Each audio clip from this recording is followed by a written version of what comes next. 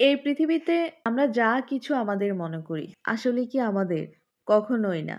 আমরা কি কখনো এগুলা গভীরভাবে চিন্তা করে দেখি যে জমি কিনি আমরা বাড়ি করে থাকি, এটা কি আমাদের হয়?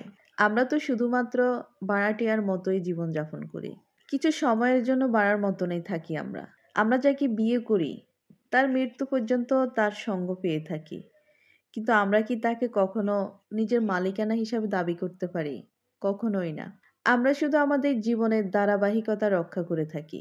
আমাদের হাতে যে প্রচুর টাকা থাকে, এটা দিয়ে আমাদের দৈনন্দিন প্রয়োজনগুলো মিটাই।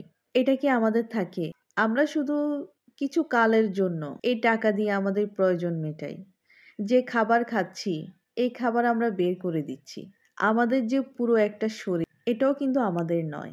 একটা সময়ের পর এই শরীরটাও মাটির সাথে বিলীন হয়ে যাবে। আমাদের যে জীবন, আমরা যে জীবন উপভোগ করতেছি, ভালো কিংবা খারাপ, যেটাই উপভোগ করি, সেটাও একটা সময় অন্যকে আমাদেরকে ফেরত দিয়ে দিতে হবে। কখনো আমাদের থাকবে না। কখনো এই জীবনকে আমরা মালিকানা হিসেবে দাবি করতে পারবো না।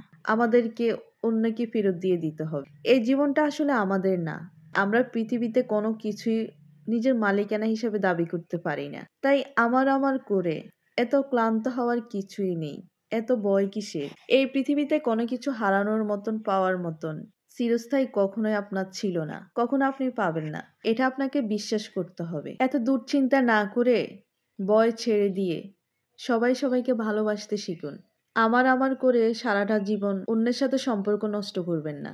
কারণ আপনার আশেপাশের মানুষগুলো, পরিবারগুলো আপনাকে একটা সময় অবিশ্বাসে রূপান্তরিত করবে। একে অপরকে ভালোবাসতে শিখুন, বিশ্বাস করতে শিখুন। আর বিপদের সময় বিশ্বাস করতে পারে যে আমার বিপদের সময় আমার আপন একটা মানুষ আমার কাছে ছিল। কিন্তু আজকাল আমরা সেই বিশ্বাস করতে পারি না যে আমাদের বিপদের সময় আমাদের আপন কেউ আমাদের পাশে এসে দাঁড়াবে। সে আত্মবিশ্বাস আমাদের আজ নেই। অনেকে এটা মনে করবে না আপনাদেরকে জ্ঞান দেওয়ার জন্য কথাগুলা বললাম, জিনিসটা আসলে তেমন না। আমার থেকে মনে হলো যে আসলে এই জিনিসগুলো আমাদের জানা দরকার। হয়তো অনেকে জানেন, আমরা মানতে পারি না বা মানার চেষ্টা করি না, এতটুকুই।